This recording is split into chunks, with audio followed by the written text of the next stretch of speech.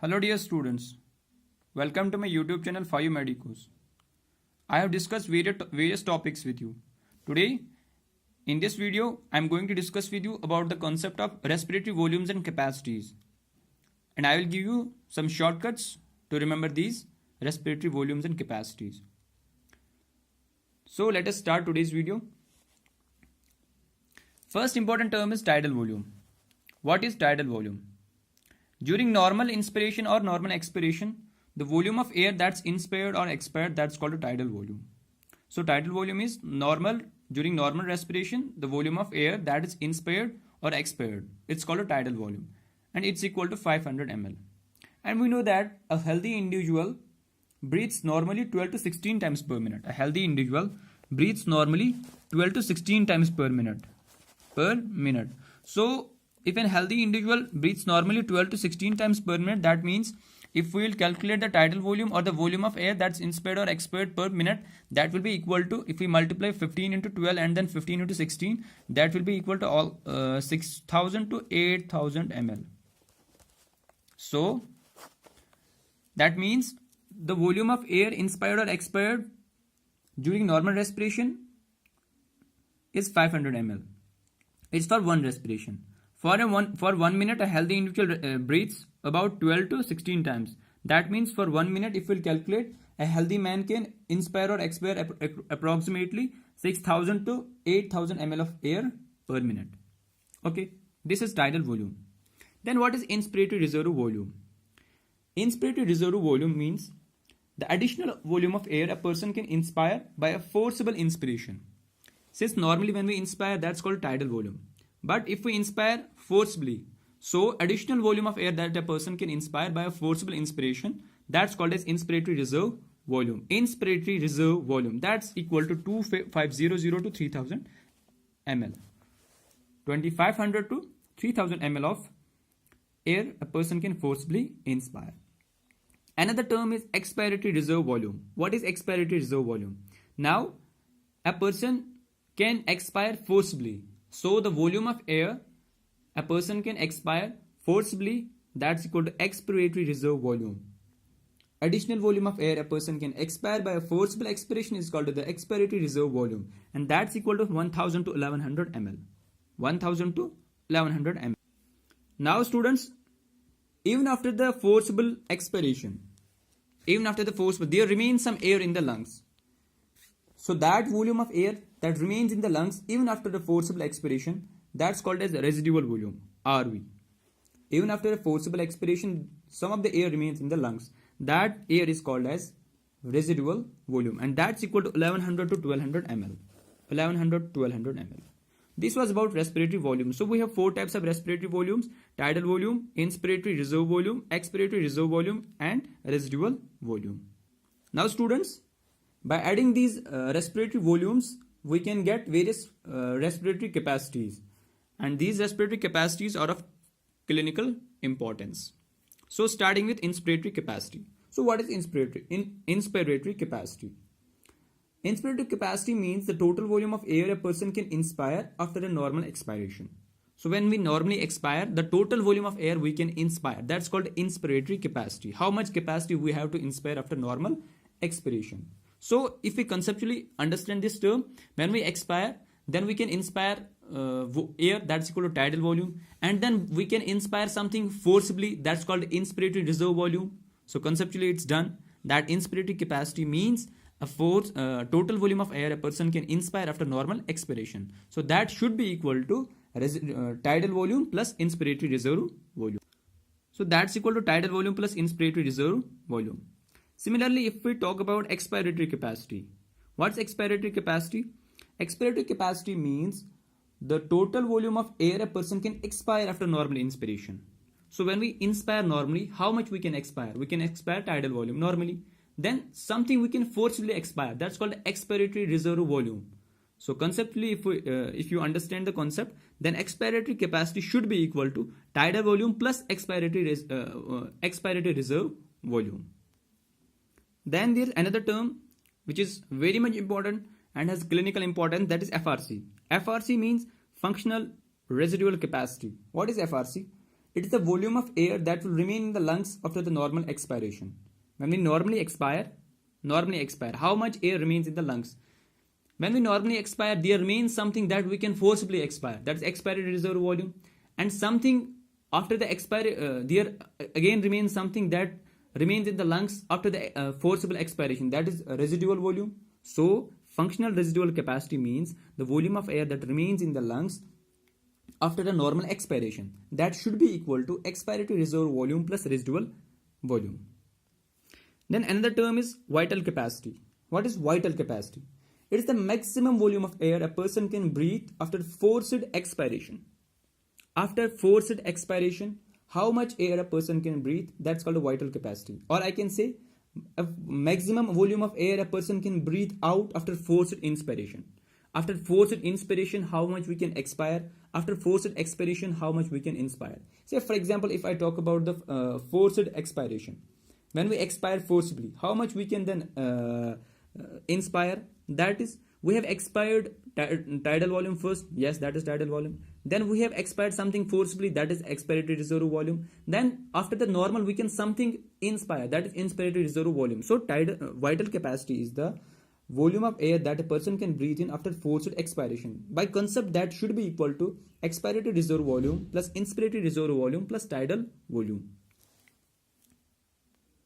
So then at last there is a concept term called total lung capacity, TLC. What is total lung capacity? The total volume of air accommodated in the lungs at the end of forced inspiration. At the end of forced inspiration, what is inside the lungs? Forced inspiration, there means that is inspiratory reserve volume. Yes, that is done. Forced inspiration, there is tidal volume, there is residual volume, there is expiratory reserve volume. All these volumes are inside the lungs. So total lung capacity means the total volume of air accommodated in the lungs at the end of forced inspiration. It is the sum total of all the tidal respiratory volumes. Remember one thing, total lung capacity is the sum total of all the respiratory volumes. That is tidal volume plus inspiratory reserve volume plus expiratory reserve volume plus residual volume. So total lung capacity is the volume of air that is accommodated in the lungs at the end of forced inspiration. Total lung capacity is the sum total of all the tidal volumes. We have four types of respiratory volumes. We have four types of respiratory volumes. All the sum total of these volumes gives us total lung capacity. Then the important term called as dead space. What is dead space? Volume that remains in the conducting part and is not available for exchange. That's called as dead space. And for human lungs, it's equal to 150 ml. So dead space is equal to 150 ml. Another term I would like to mention here, this volume of air involved in breathing movement is measured by spirometer or respirometer. This is how we measure the breathing movements. Volume of air that is involved in breathing movement. This volume is measured by respirometer. But one thing is important here, except hashtag RV मैंने लिखा है. RV means residual volume. Residual volume is volume of air that is remaining in the lungs even after the forced expiration. This volume is not measured by means of respirometer. This is important point, you should mention this. That the volume of air that is involved in breathing movements is measured by respirometer or spirometer except the residual volume. So this was about respiratory volumes and respiratory capacities. I defined these and I told you about these values, and I told you about the respiratory capacities, how they are related with the respiratory volumes. Now I will share with you some tricks how you can easily remember these respiratory capacities. First is the inspiratory capacity. What is inspiratory capacity? IC. I told you that the respiratory capacities are the sum of the respiratory volumes, different sums of the respiratory volumes. This is IC, inspiratory capacity. Plus, please mention one thing. This is a first statement I would like to give you. In the respiratory capacities, in all the respiratory capacities, remember, in all the respiratory capacities, tidal volume is included. In all the respiratory capacities, tidal volume is included except FRC. यहाँ पे मैंने लिखा था hashtag FRC. ये मैंने आपसे discuss नहीं किया because it was related to this concept. Hashtag FRC ER. क्या होता है? I will discuss with you. Remember one thing, except FRC. Except FRC, in all the respiratory capacities, tidal volume is included. Repeating this statement, mention this statement once for all. In all the, since respiratory capacities are the sum total of respiratory volumes, in all the respiratory capacities, tidal volume is included except what? Functional residual capacity, except FRC. So you know that we have inspiratory capacity, expiratory capacity, we have vital capacity, we have total lung capacity. In all these, what is that? tidal volume is included. If I will talk about total lung capacity, total means total. What is total? When we add all the respiratory volumes, we get total. When we add all the respiratory volumes, we get total. So you have to add TV, RV, ERV, RV. Tidal volume, inspiratory reservoir volume, expiratory reservoir volume, and residual volume. So when you add all the respiratory volumes, you are getting total. What is total? Total lung capacity. So this is done. Then if we talk about inspiratory capacity, I told you tidal volume is included in all the respiratory capacities except FRC. So tidal volume is included. Then this is inspiratory capacity, IC, here is IRV. I stands for I here, I here. So this is inspiratory capacity, it's equal to tidal volume plus inspiratory reservoir volume. Similarly, this is expiratory capacity, tidal volume is included as I mentioned, plus ERV. Very much easy to remember. This is IC, tidal volume included, IRV, EC, ERV. Done. FRC, you know that in FRC there is not included what? Tidal volume. So tidal volume is not there. FRC का आप एक यहाँ पे याद रख सकते हो ER. One thing ऐसे आप याद रख सकते हो ER. What is ER? ERV plus RV. You can remember. Another way to remember this FRC is that what can we form from the F? अगर हम F को यहाँ पर एक और यहाँ से एक लाइन डालेंगे तो क्या बनेगा? E बनेगा. That means FRC is equal to ERV plus RV.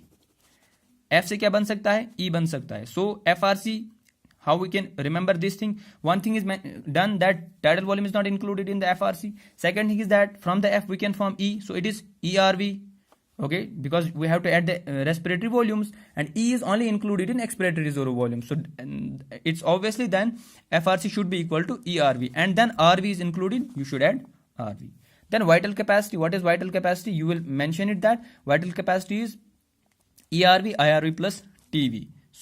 So if you want to remember the vital capacity, please, this is a hint for you. You should remember the word TIE, T-I-E, TIE, to remember the vital capacity. What means TIE?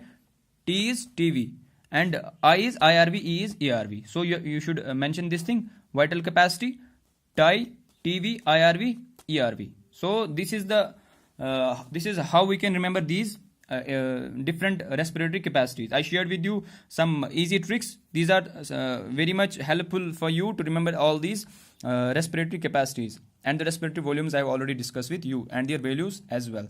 This is a very important concept. You might be asked various questions in the examinations about this spirometer, except RV, important term, FRC in all the respiratory capacity in which tidal volume is not included. FRC you have to mention about the dead space 150 ml. You should mention this thing. And in the examinations frequently these questions are being asked about these what is IC equal to, what is EC equals, what FRC equals, what VC, what TLC equals. So I discuss all these things with you. So I think and I hope this video will be very much helpful for you, as I'm going to discuss with you various topics in the future also, and I have already discussed various concepts with you like cold chain, like wound healing, like ELISA, and in future I hope I will discuss and share all the important concepts with you. If you like this video, do share, if you find this video informative, and then like this video, share this video with your friends if they really need these things, and comment करके मुझे बताइए कि आपको ये मेरा video कैसा लगा, and channel को सब्सक्राइब जरूर कीजिए, और मुझे कमेंट करके बताइए कि आपको कौन कौन से टॉपिक में प्रॉब्लम हो रही है. मैं टॉपिक्स को आसान करके आपके साथ शेयर करूंगा.